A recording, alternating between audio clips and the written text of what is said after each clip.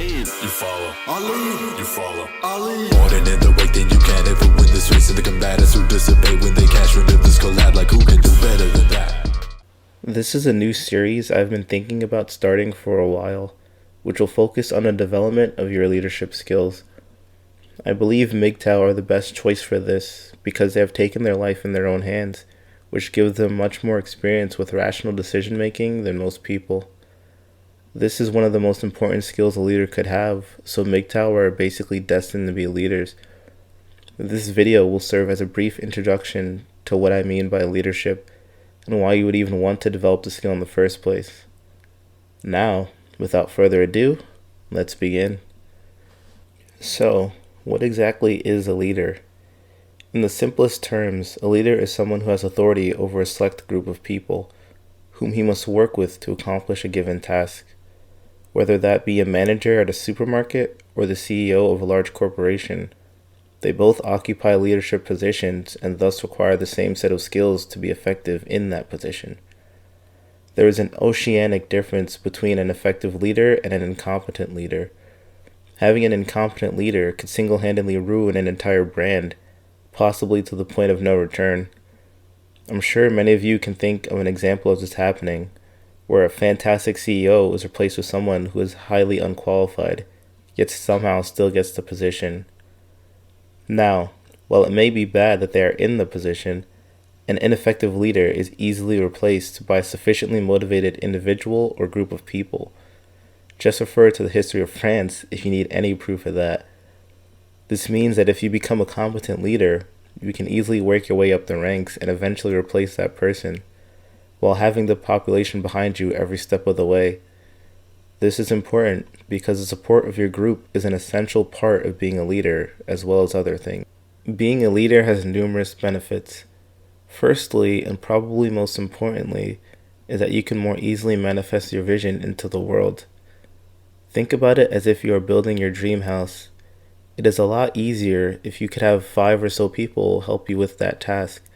And if they're effective enough, you may not even have to do any of the work yourself.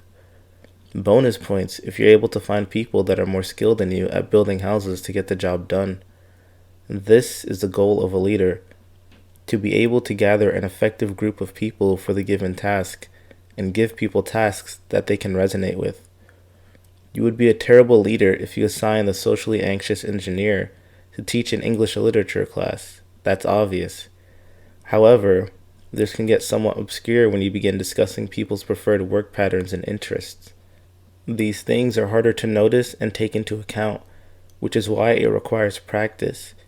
Even after listening to this series, you will not automatically be an effective leader. This works the same way as if you were to read a book about basketball written by Michael Jordan and expecting to become as skilled as him. You can't expect some words on a page to transform you. You have to take the vital step of taking that knowledge and applying it, getting on the court and practicing your dribbling and shots. The same thing applies for leadership. You have to get practice being a leader so that you could see how these guidelines are applied. I chose to say guidelines instead of rules because leadership is also a highly individual thing. Some leaders prefer to be more hands-on and involved with their group's projects. Others are basically non-existent and only check in on progress once a week or even once a month. Neither style is universally better. Each has its pros and cons. It's up to you as an individual to decide which style you resonate with more. It is also extremely important that the people you are guiding are also compatible with your style. If there is any mismatch, this will cause friction which could lead to your peers being disheartened by you. Morale is essential for getting anything done, because everything requires effort. Hell, if you're good enough, you could even convince people to die for you. Look up the Heaven's Gate cult if you want more information on that. I don't think you need to go that extreme, but I think you get my point. Leadership could allow you to achieve things that you can never accomplish on your own. A king can't build roads. A king can't defend the nation. A king cannot collect taxes. However, he can have other people do it for him, which is why he is so powerful. He can get the people who are the best at a given task to do that task for him, effectively making him the best at anything he does. This is what leadership allows you to do.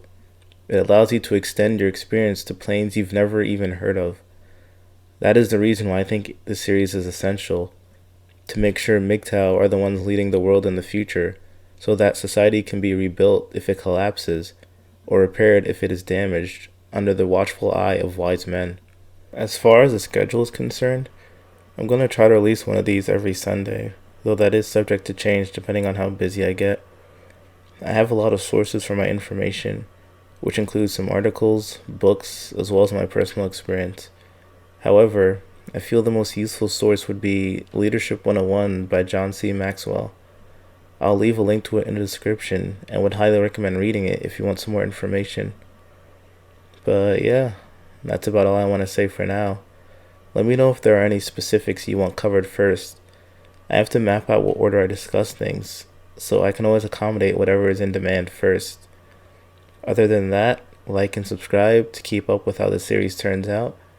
And as always, stay prosperous.